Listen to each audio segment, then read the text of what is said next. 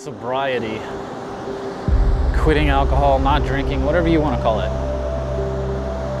I know there's a lot of you out there who are drinking more than you really want to, and you're like, yeah, I think I want to quit drinking because it's becoming a problem. It's getting a little out of control. And so those thoughts are sort of starting to maybe cross your mind. And I mean, for me personally, when I started to think about quitting, man, I raced for the bottle. I started drinking harder because it was like it created this anxiety. I'm gonna have to give it up soon, then I better get it out of my system soon. Anyways, don't judge yourself, first of all. Don't put pressure on yourself, dude. If you decide to quit drinking, you will when you decide to do it. That's all. You don't have to do it today. I do want to express some things that nobody really tells you about. Nobody tells you when you quit drinking that, okay, here's how it works. Alcohol suppresses brain activity. It's like putting a blanket over your brain or something. So your brain has to work harder to keep up. So your brain, if you drink consistently every day, your brain gets in the habit of pushing harder just to keep up. When you quit drinking, your brain is still in the habit of pushing harder. So your brain activity is going to go through the roof. As soon as you quit, within days, you're going to see over the following weeks and months that you're hyperactive. You're like super hyperactive, you're wired. It's because your brain has been pushing to fight against that alcohol. Now that the alcohol is not there to slow it down, it's just uncapped, it's just going crazy. This is why people die when they cold turkey quit alcohol sometimes, because they have seizures. They have a seizure because their brain goes bonkers. There's nothing settling down the brain activity. So you just have a seizure and die. And there was a night where I was laying in bed and I was like, holy shit. I don't know if I was laying in bed or sitting at my desk, but I actually got kind of nervous because my brain, it felt like there was lightning bolts going off in my brain. I was thinking a million thoughts at once. It's just racing thoughts. It was radical. But I'm over a year out now since I stopped. And what I noticed at like maybe 10 to 12 months out is that my brain settled down. Like one day I was like, I've been pretty dull. I've been pretty dull for a while now. Why do I feel so dull and so dumb? So I'm like 10 to 12 months out now, and I'm really disappointed that my brain is so dull. I have less creativity, less inspiration, less motivation, less going on in my brain. I just feel stupid. I just feel low. I guess, I don't know if this is what they mean by burnt out. Maybe when you do, drugs and alcohol and stuff that stimulates your brain, and your brain gets in the habit of suppressing it, or the alcohol is suppressing brain activity. I don't know. Maybe this is what they mean by burnt out. It's just that your brain was overactive for so long, and when you quit, it settles down. Is that what they mean by burnt out? I don't know. I mean, I'm not completely burnt out. I wasn't even that heavy of a drinker. Okay, I drank like maybe 2 shots a day was my regimen. And sometimes that turned into 4 or 6, sometimes 8, but usually 2 or 3. And I have so much to say about quitting and how I quit. I did it on my own. And I found it relatively easy, but there was a process involved. I had to do the work. Nobody gave me the 12-step program. I just referenced what I learned from my NLP course that I took in 2010 and NVC, Nonviolent Communication, which is just a way of observing what you're experiencing, what you're feeling, what you're needing, so you can understand what you're needing, so you can meet that need. So thankfully, I had those psychological resources. I was able to apply them. So I just started journaling and writing a list of all the reasons why I want to drink, what needs that meets, all the reasons I want to stop drinking, what needs that will meet. And it took months to do that. It took months to remember all the reasons. Like, oh yeah, and there's this thing about my physical health. I don't like that. Oh yeah, and there's this thing about my mental health. I don't like that. Oh yeah, and there's this thing about my social life. I don't like that. Oh yeah, and there's this thing about, it just goes on and on. You're like, oh yeah, there's this other thing. It's such a waste of time. And I spend all day trying to catch up. From all that time I spent wasted. It takes weeks and months to remember all the reasons and to make that list and to observe it. So that was helpful. And I knew the end game here from my NLP course. I knew that the end game here was that I needed to come up with a new script, a new way of talking to myself about alcohol. The way that I was talking about alcohol to myself before was different than the way that I talk about alcohol now. My script now sounds like this. I don't want to do that to myself anymore. No thanks. I don't want to wake up with a headache and then anxiety, worrying about not remembering what I said last night, what I did last night, worrying about what I said and did, worrying about people hating me for it, worrying about my whole life falling apart, losing all the success that I've worked very hard for.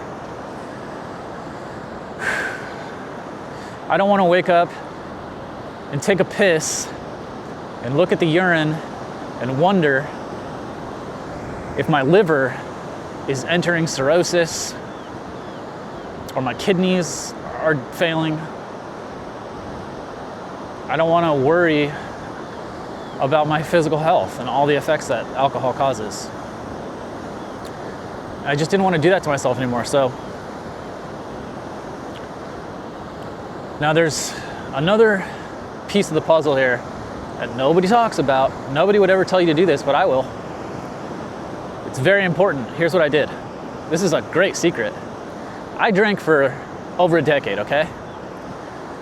With a couple little intermissions here and there, like stop for a week here, a month there, just to experiment with it. Usually when I stopped, it just made me anxious, made me want to drink more. But once I got serious about wanting to quit and doing the work to stop, because I had enough. I had hit a sort of rock bottom, and I said, this is unacceptable, I can't do this anymore. So once I got there, I decided, okay, it's time to do the work, and I started journaling. I had a 6-month period of abstinence. I didn't drink for 6 months. Then I relapsed. It's because I got involved with someone who was drinking, and then it was just, that part of me that wants to drink came back. I wanted to drink with her. So I started drinking. And I think that went on for like 3 months or 6 months. I don't even remember, man. When you're on a bender, it's like being in a time machine. I don't know where the time goes, but that went on for like 3 or 6 months. I was drinking again, and then I quit again. So it was really important for me that I drank, and then I quit drinking, and then I drank again, and then I quit drinking again. I think that's really freaking important. Why? Because your brain gets the opportunity to really observe the difference. And as you're journaling and taking notes about what you're noticing, you're coming up with that list of, oh yeah, that's right. This is why I don't want to drink. This is why I like sobriety more. Or this is why I do want to drink. I just remembered this is how it's serving me. This is where it's actually helping me feel better, helping me cope with something. And you'll notice those things if you stop drinking, and then you start drinking again. You stop drinking, you really get the opportunity to contrast the experience, what it's like when you're drinking and what it's like when you're not drinking. So I think that's really important. You're not gonna have, I don't think there's any sobriety counselor in the world that's gonna encourage you to drink, but I want to say that if you want to do it, it will be a great advantage to you to stop drinking for a while and then start drinking again for a while and then stop drinking again for a while and start drinking again for a while and just go back and forth as many times as you need to make the observations, to take the notes, to make your list, to get clear on the contrast between what life is like when you are drinking and what life is like when you're not drinking. When you get that clarity, that made it so easy for me. It made it so easy for me to say, I don't want to do that to myself anymore. No, thank you. I'm enjoying this too much. I'm enjoying sobriety too much. I don't want to do that to myself anymore. So that's it. I made my list. I journal. Just here's what I'm thinking. Here's what I'm feeling. Here's what I'm experiencing right now. And then here's my list. All the reasons why I do want to drink. All the reasons why I don't want to drink. And then that other piece of the puzzle, abstinence, and then back to drinking, abstinence, and back to drinking. So your brain can really contrast and see the difference between what it's like. I think these are all important experiences. And ultimately, I think what you want to do is distill your journal and your list into a script that works for you. A script that sounds like, whatever works for you.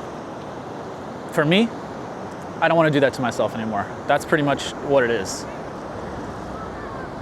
And I can just remember the things that I don't want to do to myself anymore. And then it just, like, if I ever, 5 o'clock rolls around and I'm like, boy, it would be so nice to just escape, fuck the world, fuck everything. Or if I'm depressed, if I had a hard day, if I'm just overwhelmed, all those reasons why I used to reach for alcohol to numb out, turn off, escape. If I ever feel like that, geez, that coping mechanism is right down the street, right at the street corner, and they're open late, I can walk there. If ever I get that thought in my head, all I have to do is say my script. I say to myself, I don't want to do that to myself anymore. Even if I'm not feeling it, say the first beginning of the script, I don't want to do that to myself anymore. Boom.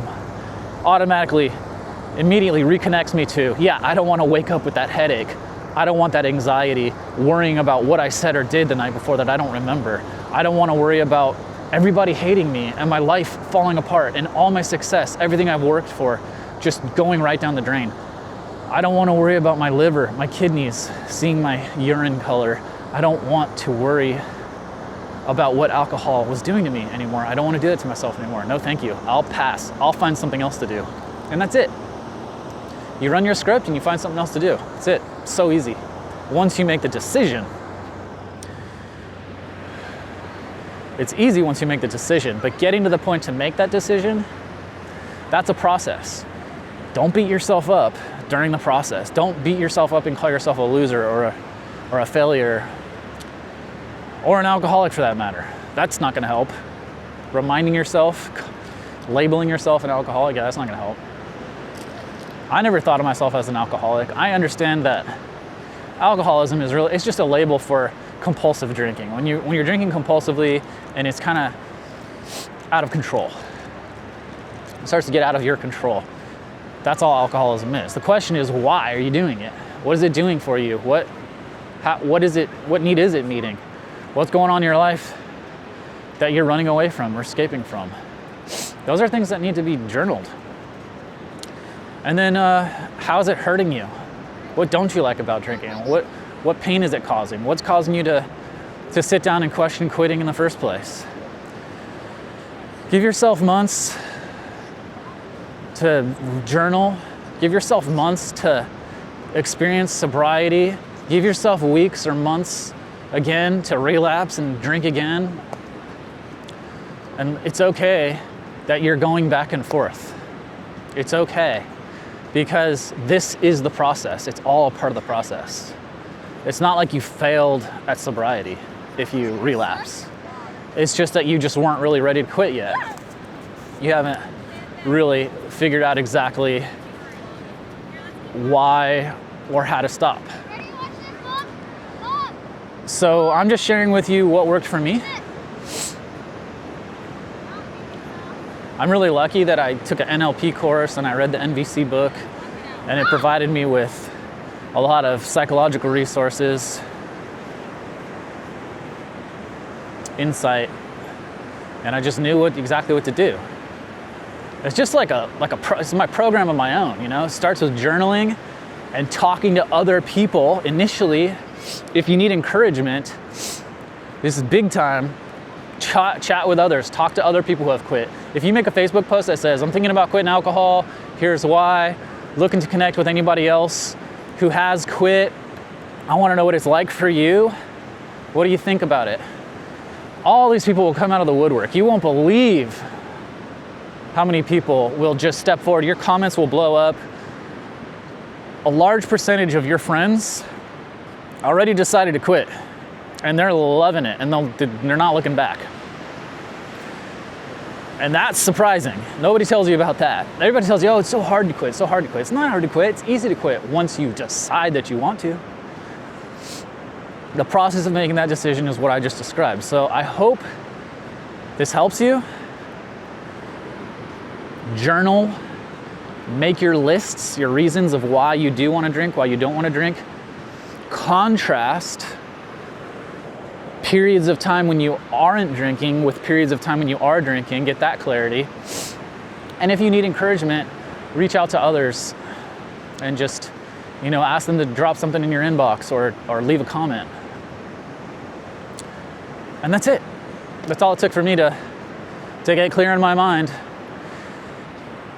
If I ever relapsed again, I would realize this is just me revisiting, trying to get clear again, as to trying to remember again why I quit in the first place. It would just be a reminder. It'd just be a reminder of why I quit in the first place, which is exactly what I experienced the last time I went on a bender. It was just a reminder. I was like, oh yeah, that's right. This is why I fucking quit. I have that written down in my journal. I know better than this. I don't want this. I do not want this. And that's all you need to do is get to the point where you remember and you realize that you don't want this. And you'll be happy to pass. It's like, you can't pay me enough to put that shit down my throat anymore. And I feel sorry for people who do. And I'm glad it's not such a problem for some people. I hope it doesn't become as big a problem for you as it was for me. But at the same time, you're having to deal with all that shit, all those side effects. Even if you're using it moderately, there's side effects that suck. And I kind of feel sorry for people who have to deal with any amount of headache or weird urine or worrying about their body or something they said that they regret saying. Hey, that sucks. It's just, it just comes along with it. That's what drugs do. They cause side effects. So hopefully this provides either some encouragement or even just a straight up black and white step 1, step 2, step 3 how-to that can help move you along or give you, hopefully this is gonna give someone the step 1, step 2, step 3 process that they need. I mean, that's what worked for me. I would love to hear from anyone else that it's helped. So leave a comment, let me know. Thanks, bye.